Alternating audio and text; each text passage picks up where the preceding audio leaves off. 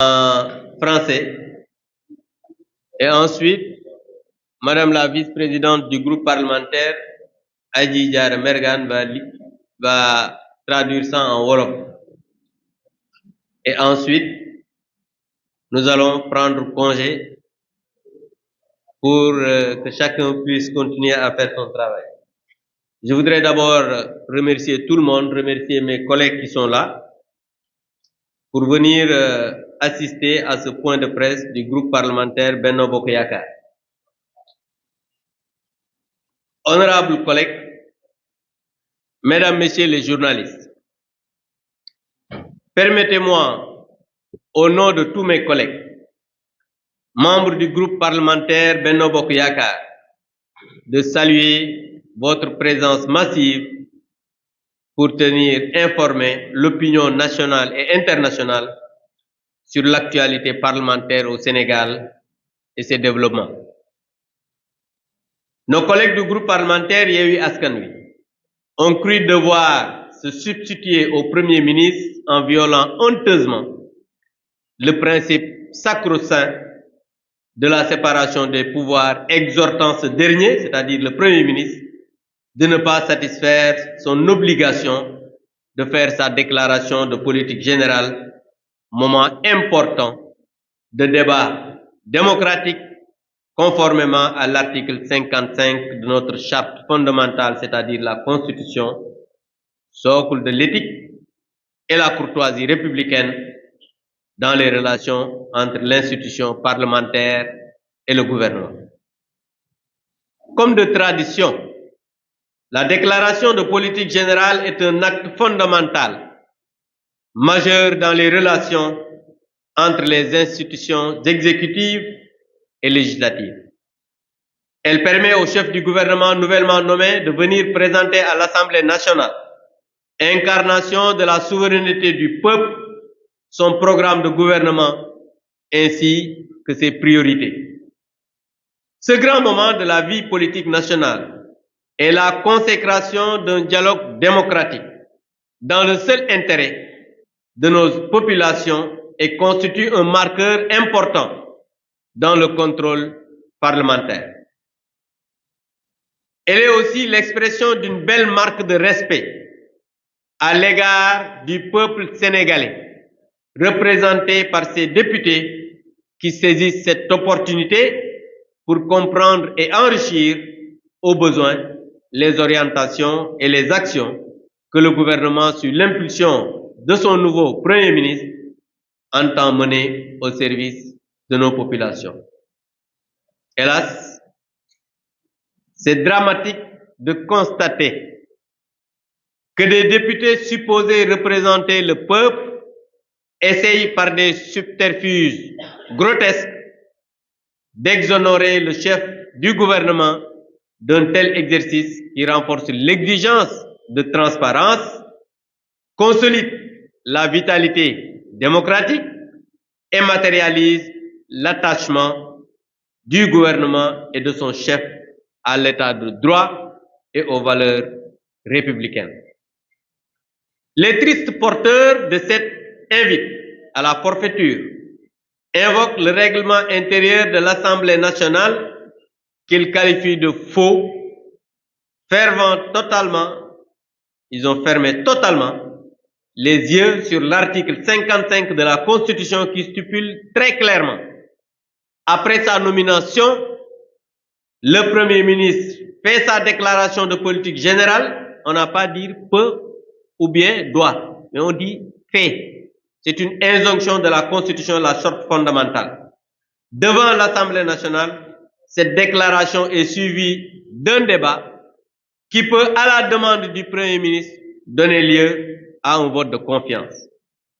Le prétexte d'un faux règlement intérieur ou d'un vide juridique sur les délais de la déclaration de politique générale est simplement fallacieux et indéfendable pour des raisons ci-après que je vais énumérer. D'abord, la disposition constitutionnelle s'impose au Premier ministre, obligatoire. En l'absence de délai exprès, c'est le délai raisonnable, meilleur délai, qui s'applique la jurisprudence du Conseil constitutionnel sur l'organisation de l'élection présidentielle en mars est là. Vous tous, vous étiez là. On a fait les interprétations en disant oui, délai de rigueur, et on a dit meilleur délai. Et c'est là que le président de la République a fixé une date même plus proche que celle fixée par le Conseil constitutionnel. Mais aujourd'hui, le Premier ministre se dit, lui, il ne va pas faire ça. La pratique parlementaire, c'est-à-dire la coutume parlementaire, le propre de toutes les assemblées parlementaires, doit s'appliquer en l'espèce. Les députés de Yewwi Askan Wi ont assisté à la DPG de l'ex-premier ministre Amadou Ba sans aucune réserve. Celui-ci avait même été invité par lettre de procéder à sa DPG. Le 2 décembre 2022, l'actuel ministre de l'Éducation, Abdourahmane Diouf, avait écrit, de l'enseignement supérieur, avait écrit une lettre pour inviter que le Premier ministre puisse venir à l'Assemblée nationale. Donc vous avez fait, Dieu, il est juste. Les députés de Yewwi Askan Wi avaient introduit une motion de censure contre l'ex-PM Amadou Ba sur la base curieusement du même règlement intérieur argué de faux. On peut considérer qu'ils ont fait donc usage de faux. Au regard de ce qui précède, les textes constitutionnels et leurs dérivés doivent toujours s'interpréter dans le sens du renforcement de la démocratie et de la courtoisie républicaine en abhorrant tout esprit de malice et de mauvaise foi. Mais il faut le dire et le constater avec regret que nos collègues de Yewwi Askan Wi sont de très mauvaise foi.